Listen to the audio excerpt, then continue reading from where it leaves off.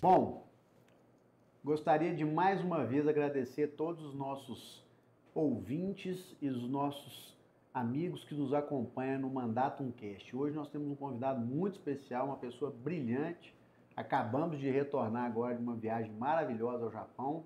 É uma pessoa muito especial, um profissional muito preparado, muito qualificado. E nós temos a honra de receber aqui o Dr. Fausto Varela, que eu tenho que ler um mini currículo aqui nas 200 páginas. Mas Dr. Fausto é formado em Engenharia Civil pela Universidade Federal do Estado de Minas Gerais, em 1977. Tem MBA de Gestão Organizacional Hospitalar e Sistema de Saúde pela Fundação Getúlio Vargas. Tem MBA Executivo Internacional da Fundação Getúlio Vargas, com extensão do International Strategic Business Leadership, que foi feito fora do Brasil, em Ohio University. E excepcional currículo dentro da graduação, pós-graduação, MBA, e com várias atividades aqui, como diretor da FA Administração, Consultoria e Engenharia, presidente do CIENG, que é o Centro Industrial e Empresarial do Estado de Minas Gerais, presidente do Sindicato da Indústria do Ferro do Estado de Minas Gerais, é o Sindifer, conselheiro de administração da Cooperativa de Crédito, do Crédito FIENG, presidente da Câmara Indústria da Base Florestal da FIENG, membro da diretoria adjunta da Associação Brasileira de Fundições, a BIFA, e membro do Conselho de Administração do SEBRAE Minas Gerais. Além disso, além de outras atividades e questões profissionais também, é professor convidado do curso lá do MBA de Negócio, Gestão de Negócios em Saúde, da Fundação Unimed, com as disciplinas de Gestão, Cursos Assistenciais, Planejamento Comercial e Relacionamento com o Cliente. Além disso, também é professor convidado do MBA da Fundação Getúlio Vargas, nas disciplinas de Planejamento e Empresas, na parte de Estratégia. E também aí orientador de TCC e das disciplinas de Strategic Business Game. Outras experiências profissionais, do qual ao longo de todos esses anos ele também participou, da construtora Gonçalves Soares, Refrigerantes Divinópolis, Central Beton, Refrigerante Divinópolis, no caso a Kaiser, Refrigerantes Minas Gerais, a Unimed Divinópolis, e assim, uma outra série de passagens profissionais, do quais traz aqui uma enorme experiência e hoje vai nos brindar aqui com uma aula, do qual todos nós estamos ansiosos por receber, entender, escutar e aprender com o nosso grande amigo, Dr. Fausto Varela. Fausto, está com a palavra, muito obrigado. Hoje a gente vai conhecer um pouquinho da sua história. E para falar de estratégia, o Fausto é tão organizado que ele montou um roteiro. E esse roteiro aqui, assim, você vê que a pessoa, quando tem começo, meio e fim, estratégia, disciplina e organização, já está tudo preparado, não tem como dar errado, né, Fausto? Muito obrigado, Felipe. Muita bondade sua aí, das palavras que você dirigiu. Acho que se for a metade do que você falou, eu já vou ficar muito satisfeito, viu? Muito obrigado, é um prazer muito grande estar aqui, muito obrigado pelo convite, pela oportunidade de falar e por ter sensibilizado por uma conversa que tivemos aí durante, inclusive, a viagem que você mencionou, onde eu pude conversar um pouco com você e falar um pouco daquilo que eu fiz ao longo dos anos, na minha carreira, tanto na minha carreira profissional como também na minha vida particular, o que muito me alegra e que me traz uma satisfação muito grande de olhar para trás e ver tudo aquilo que eu pude fazer e contribuir com muita coisa, com muito crescimento, com muita situação assim favorável, tanto para as empresas, como para a minha família, como para os amigos e até, inclusive, para as comunidades onde eu tive o prazer de morar e de fazer e de ter assim, essa convivência. Mas eu quero mesmo te agradecer essa oportunidade. Muito, muito bom e estou muito satisfeito de estar aqui. Bom, Fausto, a gente que agradece e a gente tem que começar do começo, Então, como nós queremos conhecê-lo e tudo, como é que foi assim como é que foi a origem, né, da sua infância, como é que seus familiares de Belo Horizonte, são de Minas, de fora, do seu nascimento, da cidade, todas essas influências que trouxeram para a sua vida aí, para o seu plano profissional, pessoal, né? Como é que foi esse início? É interessante até, Felipe, essa sua pergunta, porque, na verdade, eu sou mineiro, pelo menos de coração e de origem familiar, apesar de não ter nascido em Minas Gerais, e nem na cidade natal dos meus pais e da maioria dos meus irmãos, que é Pará de Minas. Eu nasci em Pirassununga, no estado de São Paulo. Por acaso, foi uma coincidência, ou por acaso, né? O meu pai foi fazer um trabalho lá, ele trabalhou lá durante uns 2 anos, e foi exatamente na época que eu nasci, né? Mas não tem, ficou só esse vínculo. Para você ter uma ideia, infelizmente, eu falo isso porque eu gostaria de ter uma convivência melhor, para conhecer melhor lá, eu não tive tanta, eu não conheço tão bem Pirassununga, né? Que é no interior de São Paulo, e me traz, às vezes, e uma vez que eu não tive a minha criação foi toda em Minas, mas de lá, como o meu pai estava fora e a base dele era São Paulo, era Pará de Minas, ele sempre pensava, eu volto para Pará de Minas, né? Só que ele não veio direto na volta para Pará de Minas. Nós moramos 2 anos lá e depois nós fomos para Formiga, que é uma cidade no interior de lá tem 2 irmãos meus que nasceram lá, e o destino final aí foi sim Pará de Minas. Aí voltamos para Pará de Minas, né? Então, e aí começou realmente a minha criação, a minha ligação direta com Pará de Minas e o conhecimento, né, de ficar mais próximo dos parentes, de todos aqueles, de uma convivência familiar mais ampla. Então foi bom, eu acho que para ele na época foi muito bom, talvez. O seu pai também era engenheiro? Não, meu pai não, ele era bancário. Meu pai era bancário.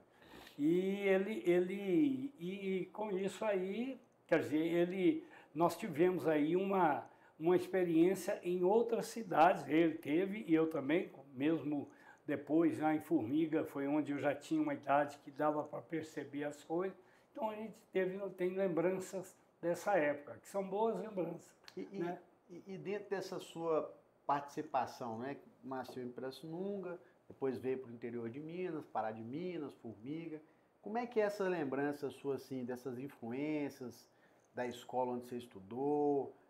Parece ter uma questão aí de apendicite, algumas questões que parece que você viveu. Assim, como é que isso também, você tem essas lembranças e o que isso também te ajudou, né, na sua carreira, a questão da religiosidade? Como é que foi tudo isso também que você conviveu e viveu, né? Isso aí foi muito marcante na minha vida, né? Lá em Formiga, vamos assim dizer, porque Pirassununga era tão pequeno, não percebia, não cheguei nem a conhecer na época, né? Porque eu saí de lá com um pouco mais de 1 ano de idade, mas em Formiga, onde eu convivi mais, eu saí de Formiga, não mudei de lá com 5 anos de idade, mas lembro de muita coisa lá. Mas lá eu lembro assim de eu menino, eu brincando, essas coisas, mas sem ainda um início de aprendizado letivo, né? Isso eu comecei mesmo, foi em Pará de Minas. Pará de Minas, na época, não existia grupo, né? A gente, pré-primário, às vezes tinha, que hoje hoje o menino o filho já começa aí com 1 ano de idade, 2 anos, já frequenta a escolinha. Não, naquela época a gente entrava com 7 anos, né? 7 anos era a entrada no grupo. Eventualmente... Isso lá em Formiga? Não, isso já em Pará de Minas. Já em Pará de Minas. Eu saí de lá com 5 anos em Formiga. Tá. Aí, já em Pará de Minas, foi quando eu comecei essa parte letiva, né? Então, eu entrei um grupo, um grupo escolar, que era público, né? Naquela época não tinha escola particular, praticamente, né? E eram muito boas, né? Hoje a gente ainda tem boas, mas infelizmente a maioria já não tem essa qualidade. Que é uma pena, né? É uma pena, né? Tinha um professor e uma disciplina muito boa, existia trabalho, isso foi muito marcante. E isso foi a formação da vida da gente. Porque o civismo vinha, a gente tinha todos os momentos de civismo, tinha... Educação moral e cívica, hasteamento da bandeira, cantar o hino nacional. Todo dia cantava-se o hino nacional, fazia as filas para ir para a sala de aula. Era um protocolo muito bacana, né? E que formava que a gente ia crescendo. E que é um parênteses, né, o doutor Fausto, eu fico vendo hoje, tirando, gente, essa confusão que a gente vive hoje na política, Bolsonaro, Lula, essa confusão toda, mas a gente tem que entender uma coisa muito importante. Nós somos brasileiros, nós temos que ter amor à pátria, né, que é o nosso Brasil, que é a bandeira do Brasil, e não tem nada a ver com política, não tem nada a ver com nada, e que é saudável. E uma das coisas que eu mais vi ao longo da minha vida são pessoas, os próprios brasileiros falando mal do Brasil. Agora você compara o Brasil, China, Rússia, Estados Unidos, Cuba, eles têm o maior orgulho de ser cubano, de ser chinês, de ser russo, de ser americano, de ser japonês. Todo lugar que você vai nesses países, a primeira bandeira que você vê nas empresas, em qualquer lugar que você entra, é a bandeira do país dele, né? Então isso é uma coisa que a gente precisa nós precisamos nos orgulhar disso, né? O Brasil é um lugar maravilhoso, né? E que nas escolas tinham isso que você está falando, que era muito saudável. Isso é extremamente, Felipe, é uma coisa assim que hoje a gente não vê mais isso aqui. Isso perdeu um pouco, sabe? Você falou, eu estava até essa semana, estava olhando lá no escritório, a gente colocar uma bandeira do Brasil na mesa, em cada mesa, sabe, que é a bandeirinha. Com certeza. É exatamente para poder a gente voltar a pensar, muitos não perderam, mas alguns, claro, eu acho que a gente tem que fortalecer o civismo, sabe, o espírito patriota, porque é isso que nos move, que vai fazer com que a gente possa ter uma vida melhor e produzir condições para que todos tenham, sabe? À medida do possível. Na época, né, igual eu falei, a gente tinha a gente tinha isso, cantava o hino, sabia o hino de cor, cantava para ia, e outra coisa, a disciplina.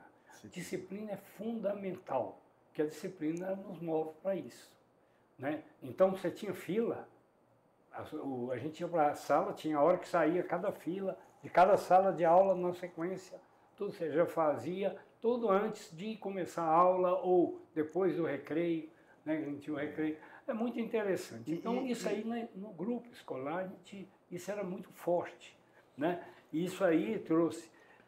eu fiz, então, no grupo escolar era 4 anos, né? Então, eu fiz 4 anos no grupo. Outra coisa também é que você tinha uma professora nos 2 primeiros anos e na época era só professora, nos 2 primeiros anos e uma outra nos dois subsequentes, no grupo. Não era aquela variação muito grande, então o espírito era um só, e todas imbuídas daquele espírito de ensinar, de dar disciplina, de buscar, às vezes até um pouco mais forte, como se hoje, até hoje, se as práticas daquela época fossem feitas hoje, podia trazer até problema pelo que foi assim. Isso aí é ruim, né? Eu não estou falando que também podemos ter exageros, de forma alguma, mas eram ruins, né? Mas de uma certa forma, né, Fausto, se parar para pensar assim, a criança, ela é uma esponja, e tudo que ela aprende reflete na vida dela mesma, né? E a disciplina, ela é fundamental. Com certeza. Se você não aprende uma disciplina na infância, não vai aprender depois de velho, não adianta. Então, assim, realmente a gente, são bons tempos, eu acho que a gente precisa, né, retomar isso e ter esse discernimento, né? Sim. A disciplina é fundamental para tudo na vida. Para tudo. Né? E isso que você falou, né, Felipe, é muito importante. É a hora do aprendizado. Eu fico vendo hoje, é muito comum, crianças assim, de 4, 5 anos, já aprendendo inglês. É a hora que você aprende, realmente. Claro, com certeza. Então, essa é a hora que você tem a melhor fase para o aprendizado. e aquilo fica marcado para o resto da vida. Isso que você falou. E a gente tem que aproveitar isso aí. Então, nós tínhamos que aproveitar não só para o inglês, que é fundamental hoje, não só para outras, como mexer com computador, mexer com tecnologia, mas principalmente com os princípios e valores da vida, né? Como o patriotismo, voltar a isso tudo. É muito bacana você vê, você chega, pelo menos emociona a gente. Você vai num evento que vão começar o evento cantando o hino nacional, sabe? Para quem teve esse costume, isso emociona a gente, sabe? Isso, você sente prazer de ver a coisa disso aí funcionar. Por quê? Porque eu aprendi lá atrás, porque o outro aprendeu, todos nós aprendemos. Então isso faz parte, a gente aprendeu, aquilo é valor, não é? Então no grupo escolar, que hoje é o ensino fundamental, o primeiro, né, a primeira fase do ensino fundamental, é hora de aproveitar, de botar isso na cabeça, de ter melhores escolas, ter qualidade no ensino, né? Hoje, infelizmente, teve que se buscar, felizmente, né? Infelizmente ou felizmente, a utilização de escolas particulares. Isso criou, até por outros motivos, por uma falta, uma queda de qualidade de alguns do setor público, ou mesmo segurança. Até segurança hoje dentro da escola é difícil. Quer dizer, é um ponto assim que a gente tem que refletir muito e tentar reverter esse quadro. Tem jeito? Tem, no meu modo de ver. Precisa ter vontade, não é? Mas lá no grupo a gente teve. Outra coisa interessante, sabe, é a formação religiosa. A formação religiosa, ela tinha, e a formação religiosa ela é fundamental. Na escola, né? Na escola. Então a gente tinha uma escola e tinha extracurricular, por exemplo, fora da escola também. Né? No interior, era muito comum ter uma curiosidade, a minha família tinha muito padre. Sabe? Eu tive muitos tios, padres, tios, avós, mais velhos, vigários lá e tudo, né? Então lá tem muitos não, tinha 3 ou 4, não sei, assim. E a tradição era que o filho, todo mundo era encaminhado para estudar para padre, né? E ser coroinha, na época era coroinha. Coroinha. Fui coroinha. Aí vem outra curiosidade, né? Com 7 anos, você se habilitava a ser coroinha, você podia ser. Então, todos em casa foram. Todos os filhos, os irmãos, nós somos 8 irmãos, exceto as mulheres, nós somos 2. Foram coroinhas. E a gente ajudava a missa, tinha até toda a função de coroinha, porque era o primeiro estágio para ingressar como padre. Eu tive um irmão que estudou um tempo ainda no seminário. Né? Depois o seminário praticamente acabou, era em Divinópolis até, e aí hoje ele é engenheiro, né? Mas ele foi. Mas eu não cheguei, eu só fui coroinha, né? Porque aí não evoluiu. Mas aí vem a curiosidade que eu ia falar, que era o seguinte, eu tinha que ajudar a missa às 6 da manhã. Então eu pegava a minha pastinha para ir para a escola, de manhã, calça curta, ia andando, ajudava a missa sozinho, saía de casa, ia sozinho, com 7 anos. Sozinho, ia até a igreja, ajudava a missa, ia embora, passava, tinha o café da manhã na casa paroquial, eles davam um café para a gente, porque você ia em jejum, porque comungar antigamente, você tinha que ficar em jejum 2 horas antes. Não é igual hoje, né? Lá. Então você ficava em jejum de comer qualquer coisa. Beber era 1 hora, mas água, por exemplo, beber 1 hora. Mas de comer era 2 horas antes. E aí você passava na casa paroquial, eu não esqueço do cheiro do café com leite torrado, como é que chama aqui? Café com leite? Com açúcar queimado. Sei. Hein? Aquilo para mim era uma muito delícia, bom, com pão e esse pão. Eu já ficava doido para chegar lá na paróquia. Eu ficava doido. Era bom. E depois ia para a escola, que a aula começava às 7h30, mais ou menos, 7h30, logo depois. Estava certinho. Mas Aí nós tínhamos duas coisas nisso aí. Primeiro, a disposição que você tinha que ter todos os dias, não era todos os dias, porque tinha dia que você ajudava, tinha vários coroinhos, porque todo mundo tinha prática, mas tinha você poder andar 7 horas, você andar sozinho com 7 anos.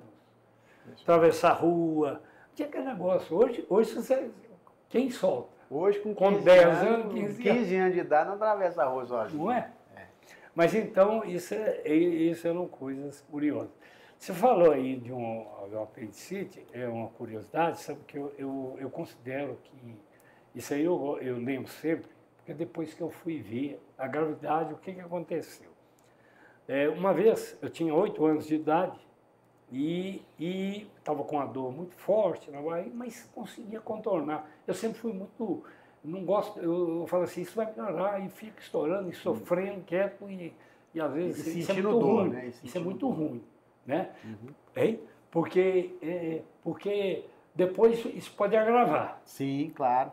Por causa do agravamento, né? Você sentia dor calado. Aí eu ficava calado, mas a minha mãe via, porque ela via eu agachar de tanta dor que eu tinha no abdômen. Olha só. Sabe?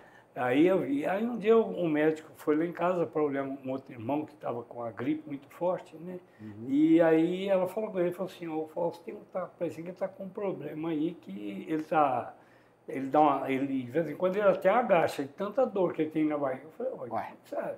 Aí aí ele falou assim, deita aqui. Aí deitei na cama, o médico, isso, olha, eu tinha 8 anos, quer dizer, há 64 anos atrás, não existia ultrassom. Nossa. Ele só deu uma apertada aqui, ó, no abdômen, uma mão assim, e detectou e falou assim, ele está com apendicite que está supurada. Nós temos que ir para o hospital agora. Meu Deus. Então eu considero que eu nasci de novo, que eu fiquei um mês, não existia CTI, não existia um mês no hospital. Aí depois foram me contar. Para mim, que eu acordei, que eu vi o negócio e assim... Nem sabia. Né? Eu não avaliava a extensão do problema, sabe? Tinha... Aí depois é que eu fui, depois de muito tempo, que o médico falou assim, você vai ter morrido, você deu sorte, porque não tinha recurso. E o mais curioso, né, Fausto, que eu fico vendo hoje, qualquer médico, acho que está certo, claro, mas você tem uma bateria de exame e tudo tal. Mas naquela época que você falou, o médico tinha experiência. Ele ia lá, olhava, já batia o olho, já sabia o que era. Né? Foi na hora. E isso aí, imagina se fosse um médico inexperiente. Não ia saber. Não ia saber nada. Ele conhecia. Então, isso aí eu salvou sua vida. A Deus. Foi. E salvou, o meu irmão que salvou, porque ele foi lá olhar o meu irmão. E é mesmo. Entendeu? E aí ela pediu, e quase que ela não pede para olhar. Porque eu não reclamava, eu não sou de reclamar. Entendi. Sabe? Eu sofro calado e fico assim. Então, eu achava que era normal, comum, né? Isso é comum, né? Então, isso aí foi na minha infância, marcou muito a minha vida, por causa desse aspecto, quer dizer, eu passei, ainda bem que eu não sabia, né? Porque se eu soubesse, podia... Se bem que eu não tinha idade para ter nem uma situação de ver. Mas aí foi isso bom. Aí depois eu fiz o ginasial, já foi um colégio particular. No início foi um colégio particular. Eu tinha, lá em Pará de Minas, tinha um colégio que era de freis, como tem o Santo Antônio, que é da mesma congregação. Aqui lá tinha o Colégio São Francisco, que era dos freis franciscanos. Era o mesmo nível, vários professores aqui do Santo Antônio, dava aula lá, vários de lá vinham para cá. Era uma escola de referência, né? Muito, era excelente, sabe? Ele era particular, mas subsidiado, e os freis que eram lá, eram só holandeses praticamente. Tinha muitos freis holandeses. Brasileiro lá, que eu lembro, tinha 2. Holandês? Os outros todos holandeses, praticamente, sabe? E vinham, era interessante. Tinham 2 lá que eram irmãos gêmeos, o Frei Gerardo e o Frei Erasmo. Que vinham da Holanda? Vieram da Holanda. De vez em quando ia para a Holanda. Moravam ali, todos eram, a maioria mesmo era todo... E sempre foi naquela região, o Colégio Santo Antônio? Não, lá era um São Francisco. Ah, São Francisco. Era um outro colégio, um colégio grande que tem lá, um colégio muito, muito bacana, muito bom. Foi construído com dinheiro dos freis franciscanos. Eles traziam dinheiro, eles faziam a coleta, era muito comum. Bacana, né? E traziam dinheiro. E tinha um lá, o Frei Leopoldo, eles tinham um nome brasileiro e um nome holandês. O Leopoldo, o nome dele é holandês, eu não lembro, né? Eles traduziam lá. Eles dizem que ele era de uma família muito rica. E, assim, de 3 em 3 anos, ele ia lá na Holanda para trazer dinheiro. Trazia dinheiro, vinha de navio, na época de navio. Mas era um colégio de um aprendizado, tinha internato e o externato. Eu era do externato, eu morava lá em Pará-de-Minas, mas tinha gente da região toda. E diziam que era um corretivo. Quando o pai não dava conta do filho, mandava para lá para os filhos dar o corretivo mesmo, sabe? Que já tinha esses negócios. Eu vivi isso aqui, a gente estudava, não vou falar a escola que era, mas a gente estudava algumas escolas assim e tudo. Aí um dia minha mãe chegou em casa, agora vocês vão aprender. E mandou a gente, eu e meu irmão, para estudar lá no Colégio Batista. E a gente morava no Santo Antônio e o Colégio Batista, todo mundo conhece, é na Floresta. Então a gente tinha que acordar às 5 horas da manhã, eu e meu irmão Rodrigo, e a gente pegava o 5902 ou o 8901, que era um ônibus que passava na porta da nossa casa e ia lá para o Colégio Batista. E minha mãe falou assim, nessa escola aí vocês vão aprender. E foi uma maravilha, foi uma benção. Foi muito os freios eram de uma disciplina muito forte, eles eram até, é aquilo que nós falamos, que eu falei aqui, que comentamos aqui. Eles tinham metodologias deles hoje, se fosse hoje, coitado, eles estavam aí numa situação muito difícil. Mas que é engraçado, mas tirando os muito excessos, bom. a foi formação, excelente.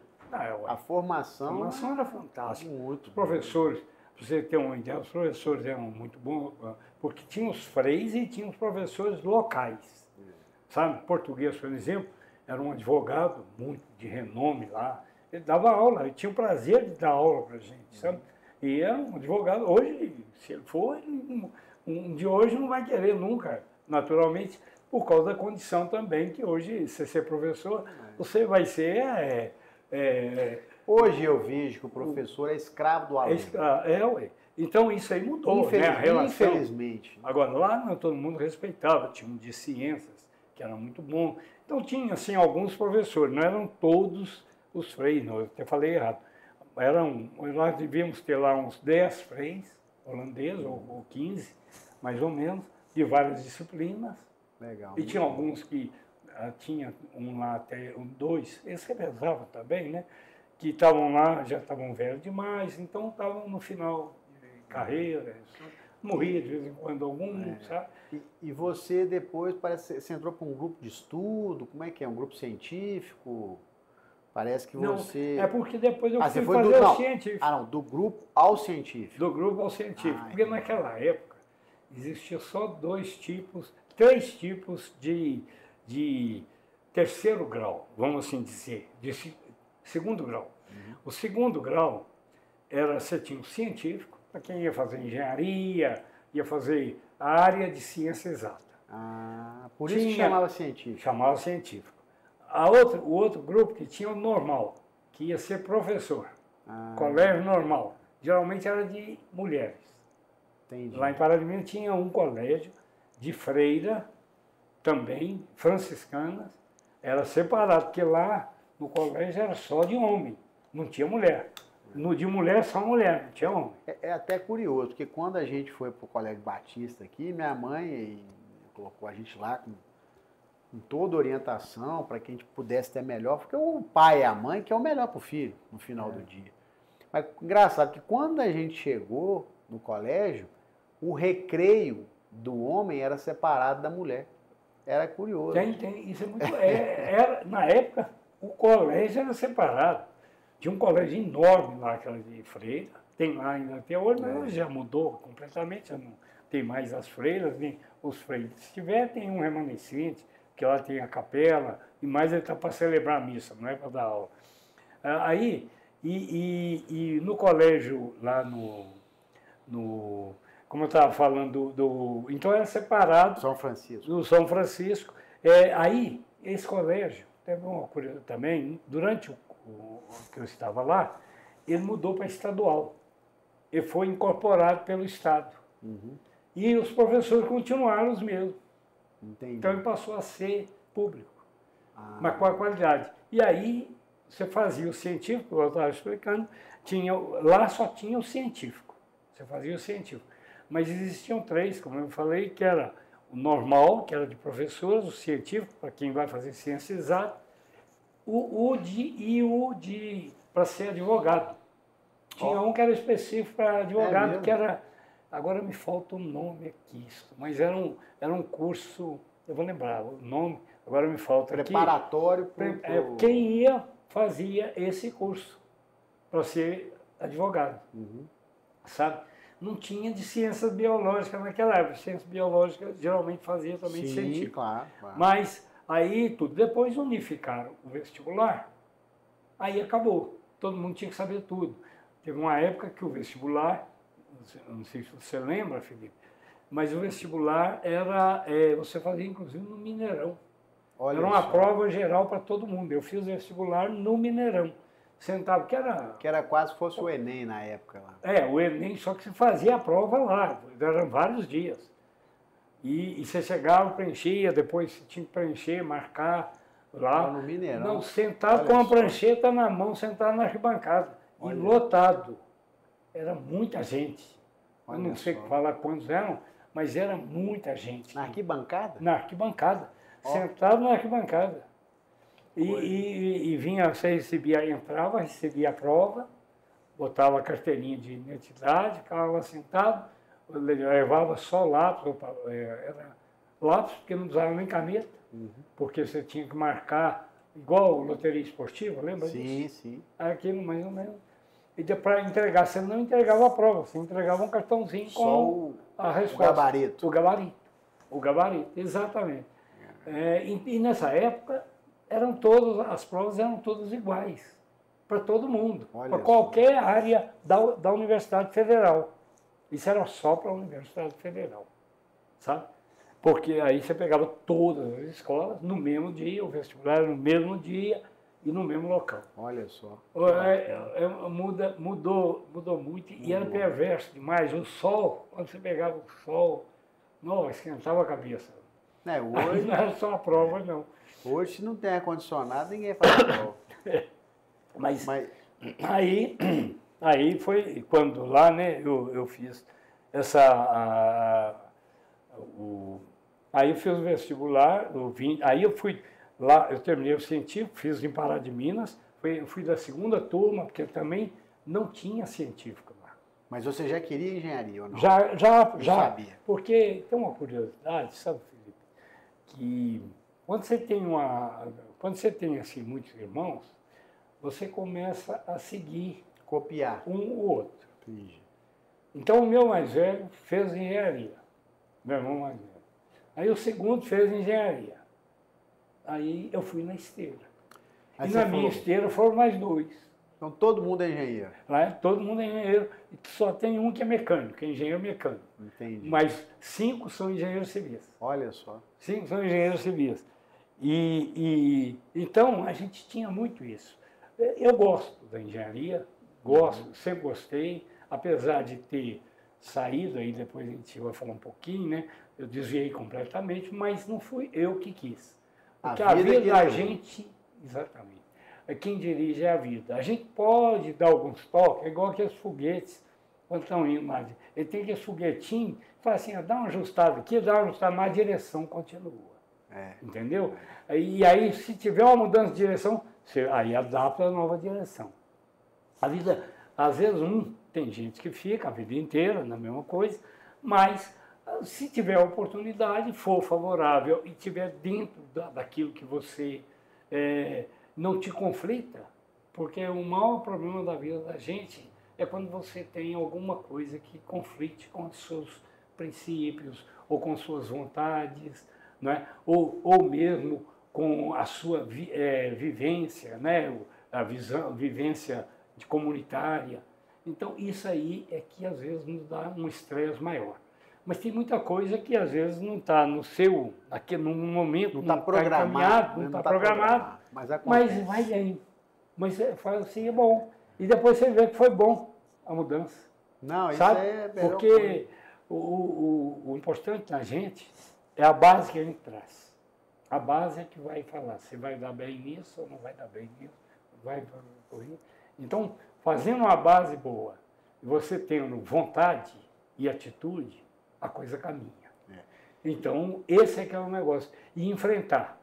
Eu tenho uma coisa comigo, sabe, eu sempre fui assim, eu gosto muito de correr risco.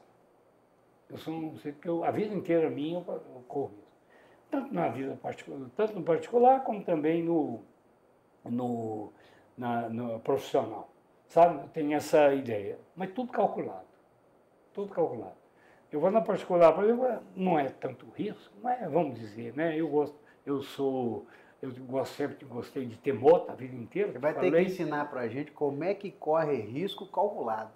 Não, calculado, não, aliás, essa é a boa. Não, essa é você falou uma coisa, aqui das mais importantes para o ser humano, que é correr risco, saber correr risco, né? Que é muito difícil e pode ser a virada de chave de mudança de vida, de qualquer coisa profissional, empresarial, familiar. O fato de você assumir as responsabilidades, os riscos e ir em frente e assumir, né? Então, acho que é importante você contar, né? Existe uma coisa, é isso, Felipe, é assim, você falou muito bem, essa é uma figura de linguagem que fala assim, correr risco calculado? Como é que é risco calculado? Mas a gente usa essa figura de linguagem, é muito interessante. O que é calculado? O calculado é quando você vai, que eu acho, né, isso na minha cabeça, quando você sabe que está correndo um risco, que pode acontecer uma coisa com você, mas que você está preparado caso aconteça. E que não extrapole. Eu vou dar um exemplo simples, um exemplo assim do risco calculado para mim. Muita gente fala que você andar de moto é arriscado demais. Realmente é arriscado. Se você fizer bobagem com a moto, você vai. Mas se você andar padrão, o risco seu diminui demais a conta. Você fala assim, ó, eu não ando com a minha moto só na roda de trás, eu não fico dando cavalo de pau, eu não saio aí a 180 dentro da cidade, não saio cortando no meio. Quer dizer, se você vai padrão, você tem um risco, vir alguém, você é o para-choque. E pode te dizer, mas é calculado. Se você vai mapeando. Agora, se você extrapola, aí você corre o risco. Uma outra coisa que eu gosto também, moto, eu sempre tive moto, agora que eu não tenho mais, eu tenho para cá, porque aí já é outro motivo. Pilotar avião, eu gosto demais. É um risco. Agora fala assim, você vai pular de paraquedas? Não vou. Entendeu? Aí já foge. O avião aí já não. É demais, né? Aí já foge. É melhor cair junto com o avião do que cair com o paraquedas. Com paraquedas, o avião pelo menos se busca, né? Eles falam assim, vamos andar de paraglider. De vez em quando eu vou ali no topo do mundo, olhar tudo, né? Eu falo assim, isso é muito animal, muito arriscado. É muito arriscado. Então, isso começa a fugir. Você não tem um domínio, você não tem, assim, um plano B. Às vezes o plano B ainda não é suficiente, mas pelo menos você tem. Se acontecer isso, eu vou fazer isso. Quer dizer, você mapeia o negócio, você prepara. E a outra coisa é aquilo que a gente sempre tem, né, Felipe? A gente desenvolve isso, é o conhecimento amplo. Porque muita coisa você tem que resolver em 1 minuto. Ou 10 segundos, ou 1 segundo. E aí, só com conhecimento. Não é a vivência. A vivência é fundamental, é melhor ainda. Mas o conhecimento de outras experiências te dá a forma de pensar e do domínio que você tem naquela ação. Né? Você pega uma moto pela primeira vez, o risco é muito maior. Você pega uma moto depois de 10 anos, ou seja, com 10 anos, você vai andar na moto, é diferente. Você já tem uma vivência, já passou por muitas situações, o coração já bateu muito mais forte, tem hora, Não é isso? É. Então, é só dando um exemplo, por isso que a gente fala do risco calculado. E eu acho que, por exemplo, na empresa, é a mesma coisa. Nós temos que estar muito atentos a isso aí, porque o risco na empresa, ele é um pouquinho diferente, porque é um risco que a gente fala, por exemplo, dos exemplos que eu dei, são riscos de vida, de mutilações ou de acidentes, essas coisas, que podem te prejudicar no seu, no seu corpo, né? Vamos assim dizer. Né? Isso. Agora, o da empresa é muito mais sério às vezes, porque na empresa você pode causar um problema que não vai ficar só com você. O risco de empresa, ele é um risco que expande, ele tem ondas. E dependendo da propagação, vai longe. Vai até no seu concorrente, vai até no seu cliente, vai até longe. Então, esse risco é um risco que a gente tem que ter muito domínio dele e muita responsabilidade na hora de correr. O risco que você corre para você é seu. Se acontecer com você é o responsável por você. Então, esse é diferente. Ninguém quer. E se puder, vamos deixar. Agora, tem o risco que você propaga, que você pode atingir outros. Ele pode atingir outros, vai dar impacto em outros. Então, a gente tem que ter uma segurança muito grande nessa hora, na hora de correr o risco, porque tem a outra coisa, para não evitar que aconteça. Porque tem uma outra coisa, né, Felipe? Sem risco você não progride. Você tem que correr isso. Porque se você ficar... na física, a gente estuda o moto contínuo. Você deve ter visto falar isso. O moto contínuo é igual, por exemplo, vou dar um exemplo simples para a gente ver. Se você colocar um ventilador dentro de um barco à vela, ele não anda. Porque a propulsão dele está dentro dele. Curioso, né? Você tem que botar do lado de fora. Aí, fora que eu falo, o vento tem que vir de fora. Então, o moto contínuo é isso. Curioso. Ele vai... aliás, esse não é o moto contínuo, desculpa. Isso é outra coisa, é a inércia. O moto contínuo é aquele que dá a sequência que vai crescendo. Só que você tem uma coisa. No moto contínuo, você perde energia. Não existe nada que você faça que você não perca energia. E no momento que você perde energia, você tem que repor essa energia. Então você tem que ir além. E aí você entra no risco.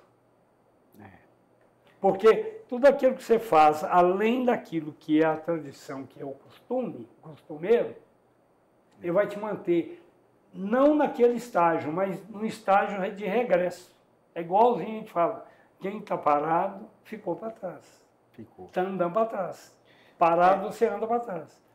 Não é isso? Você vai ficando para trás.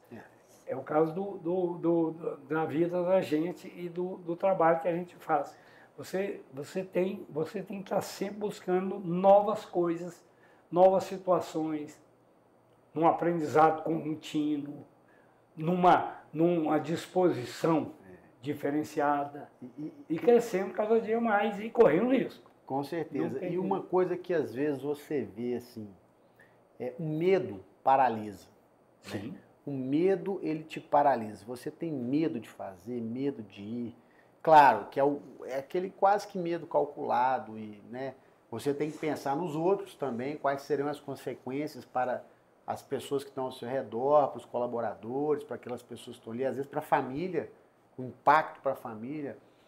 Mas a gente tem que correr risco. E meu pai, até ele fala muito sobre isso, né? Ele falou, olha, eu nunca chegaria onde que eu cheguei, assim, do ponto de vista onde ele saiu, né, de Conceição do Mato Dentro, com 12 anos de idade, se ele não tivesse corrido todos os riscos que ele correu. E que todos os riscos que ele correu, ele falou, olha, ele cansou de dormir na porta de cartório muitas vezes para não ser protestado, e cliente que não pague, ele tem que perdoar os clientes para o cliente voltar na loja, e inúmeros fatores que faz parte do risco. O empreendedorismo, né, ele é quase que um exemplo da nossa vida, porque é empreender todos os dias e correr risco todos os dias, né? Sim. E eu vejo, e a sua experiência para a gente aqui, ela é fantástica, porque você viveu muito isso, especialmente, né, vivendo das empresas que você, né, que você passou e vivendo, né, e, assim, você tem inúmeras histórias aqui que eu queria até falar algumas dessas histórias, mas que se você tivesse sentado, parado e ficado quieto, você estava lá no mesmo lugar até hoje. Talvez estava lá, não desculpa a expressão, mas às vezes até em Pará de Minas, lá, tranquilo. Né? E a vida passando, mas você ali. Então, realmente... E aí eu já entrando dentro dessa sua obstinação, né? Que você parece que sempre quis crescer né, e você veio aí se desenvolvendo, então você foi para fazer a faculdade, aí da faculdade qual foi a sua experiência? Eu tive, foi interessante o seguinte, eu fiz estágio de cálculo estrutural, até curioso, com o Dr. Rubens Caetano, um engenheiro calculista, né, muito amigo do meu pai, e ele era muito amigo nosso, e até hoje, ele está com 90 anos, trabalha até hoje. É impressionante, calcula. Ele é uma pessoa fantástica, que eu tenho uma admiração muito grande, e ele virava para mim assim, eu precisava trabalhar, quando eu estava estudando aqui, para me manter, né, eu dava aula em cursinho, Promove, no Palomar, tinha 2 cursinhos. Lembra? Eu dava aula, mas era freelance, né? E ele falou assim, não, então, vem cá, você me ajuda a fazer cópia, eu conferi, porque eu não tinha experiência nenhuma, né? Mas aí um dia ele brincou comigo e falou assim, Fausto, esse aqui não é para você não tem paciência de ficar aqui. Você não tem, a gente fala muito no interior, sofrimento. Você ouve falar, sofrimento de fazer a coisa. Você gosta de expansivo, ficar, obra, que negócio, te arranjar um outro estágio melhor para você. E arranjou mesmo. E aí eu fui ser estagiário, fui para lá para a Coca-Cola e fiquei lá, numa consultora, fazendo obra para a Coca-Cola, que é na Refrigerante Minas Gerais, fabricante de Coca-Cola. E lá que eu comecei. Aí depois eu formei e continuei lá. Mas eu construía também, então durante os 10 primeiros anos, depois de formado, depois dos 10 anos, até os 10 anos de formado, eu construí muito, eu fiz muitos apartamentos aqui, construção de apartamento com a consultora e as obras industriais. Uma Coca-Cola eu tinha e construí também uma em Divinópolis, que eu tive até uma época que eu morei em Divinópolis. Lá, uma época não, aliás, foi um tempo muito grande que eu fui para construir a Coca-Cola e depois fiquei. Mas aí vem isso que você falou, um desafio. Eu era engenheiro, eu sou engenheiro, mas eu trabalhava como engenheiro de construção. E um dia a Coca-Cola era muito grande, tinha um negócio, teve um problema lá, eu tinha, meus nem 30 anos, 28 anos, mais ou menos, não lembro assim de certinho. Aí ela teve um problema lá e o gerente industrial saiu. Teve um problema, não sei o que foi. Isso na Coca-Cola? E eu era empregado da consultora. Entendi. Aí o dono lá me chamou. Falou, Fausto, você podia assumir aqui agora sair da construtora e ir para a Coca-Cola. Mas eles eram primos, não tinha problema. Entendi. Com a consultora não dava problema, não. Eles conversavam com a consultora. Entendi. Sabe? Não tem problema dos donos, não. Era um negócio lá, porque a consultora... familiar. A família tinha um outro negócio maior, e eles estavam... E ele, o dono, que era de um dono, estavam migrando para esse outro negócio, que era uma fábrica de cimento. Sabe? E eles estavam migrando, estava crescendo o negócio. Entendi. Então também foi bom para ele. Porque eu era o braço direito dele, mas, assim, que ele considerava, ele falava, né? Mas não causou trauma. Ele mesmo veio conversar comigo. Não, então foi ótimo, foi excelente. Não, foi bom, beleza. Aí eu fui assumir isso lá sem ter experiência industrial nenhuma. Eu não mexia, eu era consultor. E eu falei assim, eu não vou recusar. Se fosse outro, de jeito nenhum, era um negócio complexo. Era de uma complexidade muito grande. Eu falei assim, mas eu aprendo. Eu estudo equipamentos importados, tinha equipamentos lá sofisticados demais na época de engarrafamento de Coca-Cola, né? de refrigerantes. Coca-Cola, muito provavelmente nessa época, hoje tem outras, mas eu lembro que acho que era a maior empresa do mundo. Na época era. Era a maior. Continua sendo, mas eu acho que... E isso foi uma das coisas assim, que eu lembro, eu falei assim, eu não nego, não vou negar. Eu não vou falar, eu não dou conta, eu não tinha. Correu risco. Eu só virei para ele assim, você me apoia, né? Falou assim, apoio. Então pronto. Aí eu falei, eu estou apoiado, agora eu também não vou ficar por conta do apoio dele. Claro. Né? Então eu acho que esses desafios, a carreira da gente, né, como eu sempre fui o meu início de executivo, né, foi muito forte nesse aspecto, sabe? Mas tudo com responsabilidade. E outra coisa que tinha, eu lembro de um fato que, na época da construção, que eu estava construindo uns silos para cervejaria, uma cervejaria que eu participei da fundação dela, tudo, né? Da Kaiser, que é do pessoal da Coca-Cola. E esses silos, eu segui um projeto, tinha uma pessoa, um português, que era o cervejeiro, que entendia de cervejaria. Ele trabalhou na Heineken muitos anos. Os silos são aqueles cilindros... mas de concreto. De concreto. Aí ele falou, malte, que é a cevada. A cevada que é transformada em malte. Aí, e o silo era enorme, fazer com forma deslizante, que era uma coisa que não existe, que nós não conhecíamos direito, era uma novidade o negócio, e tudo. E eu lembro que ele me ajudava a fazer o projeto, porque ele já tinha feito na Europa, sabe? E ele um dia me falou, no Chile também tem também. Lá uma vez eles construíram lá. Aí vamos construir. Aí fiz todo o esquema lá, vamos fazer um negócio. E falei, eu chamava o Dr. Barros. O Dr. Barros, você me ajuda, porque você conhece e sabe a parte técnica de construção, eu sei, claro. Mas tem muita particularidade que o senhor tem, mas tem. Experiência. Ele gostava de moto, ele até comprou uma moto, porque eu tinha a moto e ele comprou uma moto. O cara cai de moto e ficou uns 8 meses em coma. Nossa. E eu fiquei sozinho para fazer o negócio, o silo. Eu olhava assim e falei assim, e agora, como é que eu faço? Eu falei assim, eu vou lá no Chile. E comecei a procurar falei assim, onde é que eu vou achar isso no Chile, que eu vou lá para ver o trem. O negócio, porque eu falei, eu não posso fazer. Eu estava no início do projeto, praticamente para começar. E eu falei, eu vou lá. Aí, eu conversando com esse que eu trabalhei com ele, o Dr. Rubens, que era o calculista, né?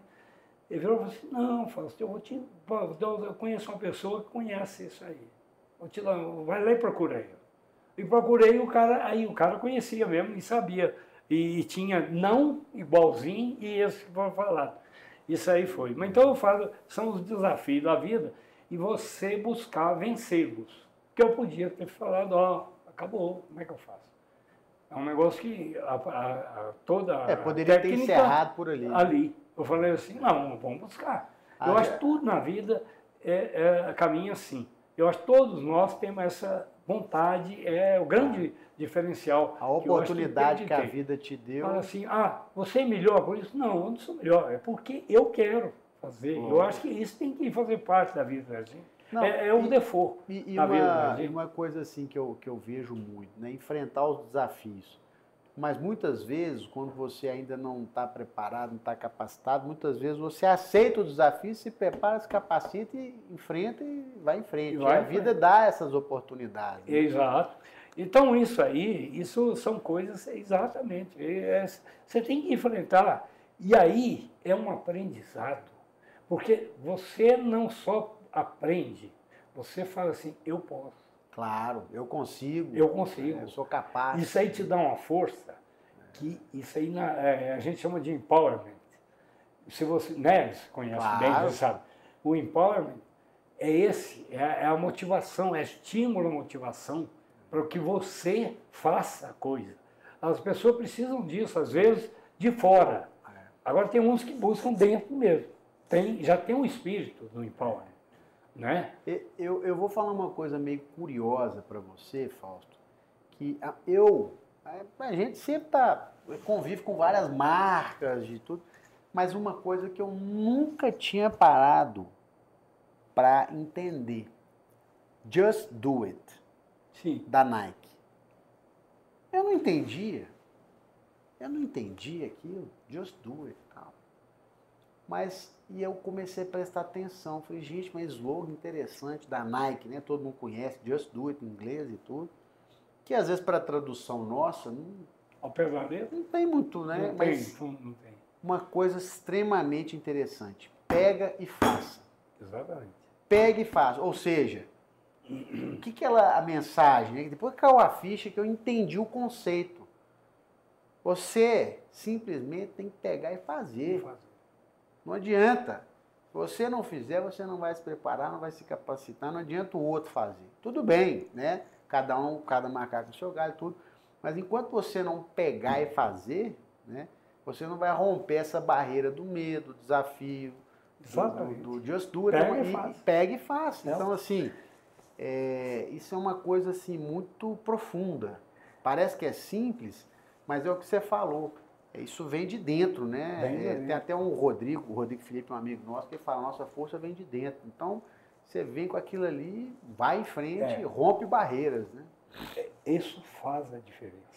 Isso é um grande negócio, sabe? Que faz a diferença. Uma coisa que estimula a gente, né, Felipe, a motivação, e para que a gente tenha esse ímpeto, é você ter uma família boa, assim, você constituir uma família. A família é a base de tudo.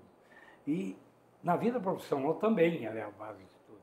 Tanto na compreensão, como também no apoio, em todos os setores, em toda a vida, no entendimento. Se tiver um bom entendimento, né?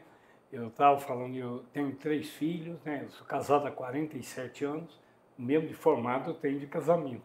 Porque na minha época tinha uma coisa curiosa, diferente. Você casava, você formava e casava. Você ficava doido para formar, para casar, sabe? Todo mundo era assim.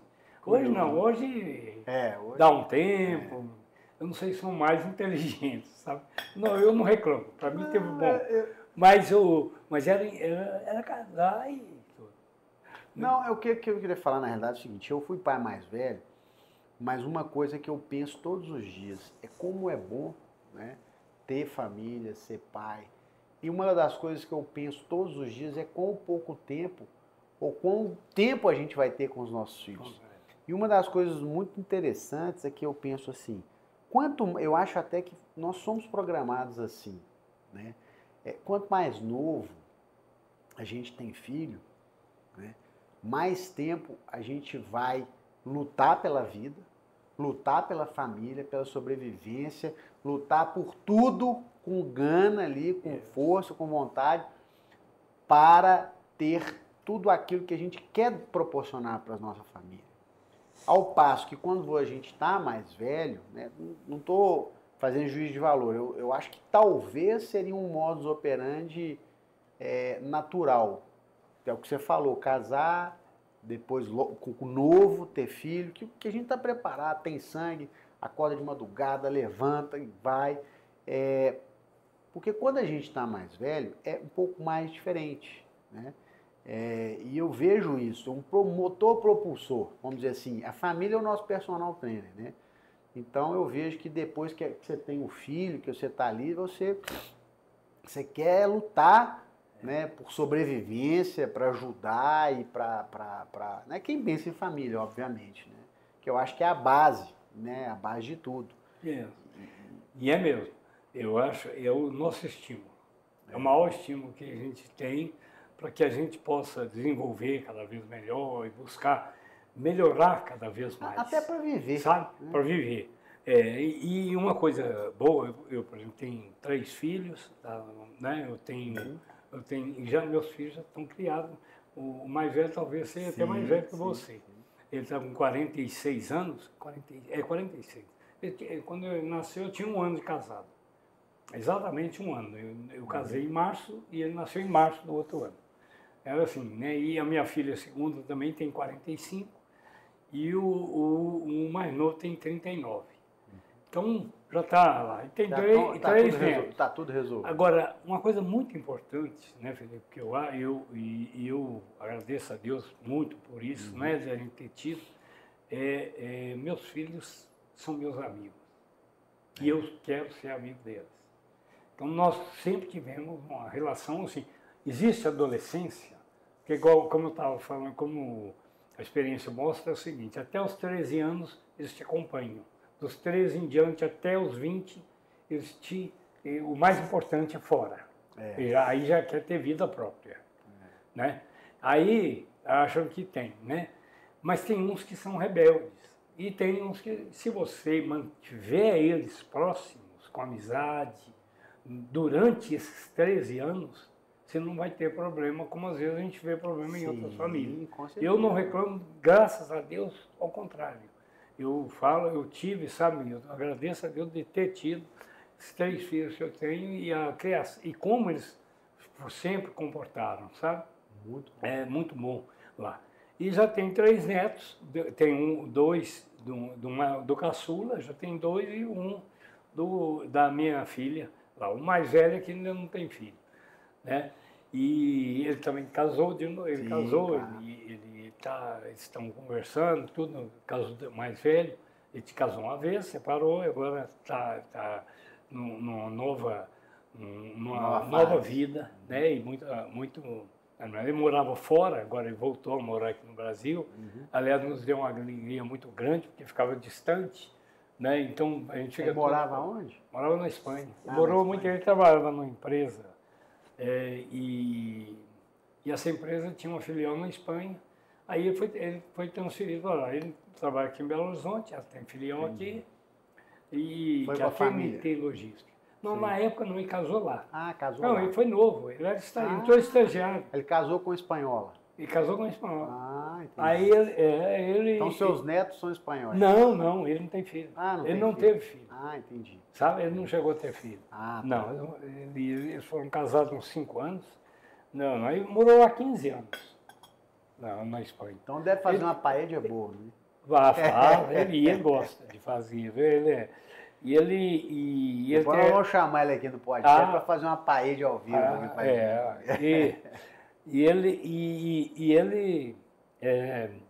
Ele foi com essa empresa, chama Seva Logística, é a antiga TNT. Seva? A Seva Logística. Sei demais. Você conhece? Era uma das maiores distribuidoras da, acho que Ambev, não sei. Ela faz a distribuição da Fiat, faz a distribuição das grandes. Ele trabalhava aqui e ele foi para São Paulo, levaram ele para São Paulo. Ela é espanhola? Não, ela era holandesa. Ela era holandesa quando ela era TNT. Depois ela foi vendida para um banco americano comprou. Foi durante muito tempo. Agora hoje ela é da CMS, que é uma empresa de navios, sabe? Sei. De navios lá da Holanda, da França, lá de Marseille. E aí, como ele já estava meio cansado, aí ele voltou, ele estava sozinho lá praticamente. Entendi. Né? Aí ele voltou, hoje ele associou a uma empresa de software aqui, então eles estão desenvolvendo. Legal. Sabe? Eles trabalham junto aí. E aí, então a família, ela é o sustentáculo disso. E a união da família é muito, muito importante para que seja, porque isso vai ser o reflexo da gente. Né? A confiança. A gente tem que ter a confiança, o filho ser amigo do pai. A gente tem que buscar sempre, né? Isso que eu procurei fazer e eles reconhecendo, foi muito bom. A recíproca foi boa da parte deles. Não, e tem um ditado que eles falam, você quer saber se você foi bom pai ou boa mãe? É saber se na velhice seus filhos vão te visitar na sua casa, né? Então, mas realmente são experiências muito interessantes. É muito boa. E tem que ter um apoio, né, o Fausto? Você que né, um empresário, um profissional muito qualificado, né, com seu currículo, tudo aquilo que você alcançou, a família tem que estar ali dando um apoio, né? Porque são horas de sono, sem dormir, viagens, trabalhos, que a família no final acaba sendo sacrificada. E até uma coisa curiosa, a gente participa do Family Business Network, que é um grupo mundial de empresas familiares. Então, fala sobre governança, sucessão, vários temas nesse sentido de empresas e troca de experiência. Mas um tema atual muito legal que eu acho que está vindo à tona agora é o papel da mulher. Não como empoderamento, como nada disso, mas o papel daquela mulher que foi a esposa, né, enquanto o marido estava tomando conta da empresa, estava tomando conta dos negócios e tudo. Mas o quão importantes são as mulheres nesse papel todo, né?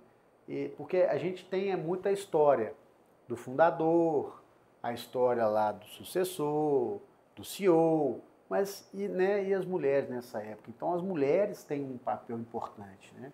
Porque ela te dá, vamos dizer assim, a base para que você possa se desenvolver, crescer e realmente... Não, o suporte da mulher, da esposa, é fundamental. Isso aí que você falou, e inclusive hoje, né, Felipe, a gente tem algumas, muitas não, mas tem algumas que até se abdicam do trabalho para cuidar da casa e dar o suporte. Sim. Né? Porque a maioria trabalha. A participação da mulher no trabalho, ela, mesmo só no período meu de trabalho, eu vi como é que evoluiu. Né? Evoluiu demais da conta. Muito. Na minha época, quando eu era mais novo, tinha mulher, mas não era na quantidade e da mesma forma que é tratada hoje, né? Nas funções que se trata hoje. Né? Então, elas cresceram. Só que hoje algumas já veem esse valor de ficar em casa para cuidar do Claro. suporte da família, da casa, para que as pessoas, os homens têm. Até o inverso às vezes acontece. É mais hoje, raro, mas hoje acontece. Hoje tem Não é? acontecido, sim. Porque naturalmente não quer dizer que o homem seja o melhor do que a mulher toda Sim, vez. Não, claro. isso é uma coisa que a gente avalia, fala assim, ó, quantos tem aí, médico, tem função empresarial muito grande, né? Onde o marido é que faz esse trabalho. Então isso é muito bom e muito forte isso aí. É uma valorização muito grande. E pode estar certo que a gente avalia, né, isso. É como há uma prosperidade nesse tipo de comportamento. Quando no ambiente onde tem esse tipo de comportamento, quer seja familiar, quer seja empresarial, quer seja na comunidade, mas é muito diferenciado, sabe? Então eu vejo que isso realmente é uma coisa que a gente tem que valorizar e que tem que ser cada vez mais difundido. Naturalmente, não é que deve te perder, não vai perder a qualidade. É uma função nobre. Essencial. É nobre, essencial. Né? E nobre, isso aí. Ninguém está falando aqui que nós somos anti-mulher, não. Claro que não. Apenas Pelo uma contrário. valorização. Assim como eu falei, Pelo o homem contrário. também pode fazer essa Claro, função. com certeza. Se a mulher está desempenhando melhor, é aquele Com certeza. faz uma avaliação. Você vou em qual caminho? Claro. É o melhor caminho. É um julgamento, sem olhar sexo. E Fausto, assim, dentro da sua carreira profissional, uma curiosidade, né? Você sempre trabalhou em grandes empresas, pô, a Coca-Cola é uma referência e tudo. Mas quando você assumiu essa posição, né, saindo da consultora, assumiu lá a Coca-Cola, imagino inúmeros desafios, mas como é que era? Existia um padrão de trabalho, esse padrão vinha dos Estados Unidos, vocês tinham que cumprir, tinha uma metodologia, ou vocês mesmo tocavam a operação aqui do estilo brasileiro, da criatividade brasileira, ou faziam um mix? E aí queria que você avançasse também um pouquinho, contasse aí um pouquinho da Kaiser, que foi um grande sucesso, que realmente todo mundo conhece e que todo mundo tem essa curiosidade, né, de conhecer. É interessante, viu, Felipe? Isso aí é o seguinte. Uma das grandes vantagens, eu acho que eu atribuo, né, uma grande sorte que eu dei na vida, que eu considero sorte, porque foi por acaso que eu comecei lá. Foi ter trabalhado na Coca-Cola, sabe? A Coca-Cola, ela, não só pelo espírito empreendedor, ou vou até inverter um pouco, não só pelas exigências da Coca-Cola Internacional, mas também por causa do espírito empreendedor, do espírito de desenvolvimento dos donos da Coca-Cola, aqui, dos fabricantes aqui, nós tínhamos lá uma condição muito diferenciada de trabalho. porque a gente seguia muito a metodologia de lá e para isso nós tínhamos que ter treinamento. Ah, entendi. Então, o que eu participei de treinamento na Coca-Cola... Obrigatório. Obrigatório, não era assim, você é obrigado a fazer. Não, sim, mas claro. você tinha que fazer, senão você fica para trás. Claro. Então, e vinha, às vezes, não era compulsório, mas falava, você não negava. Fazia Ninguém parte negava. do dia a dia Ninguém da empresa. Negava, do dia a dia, em todos os aspectos, sabe?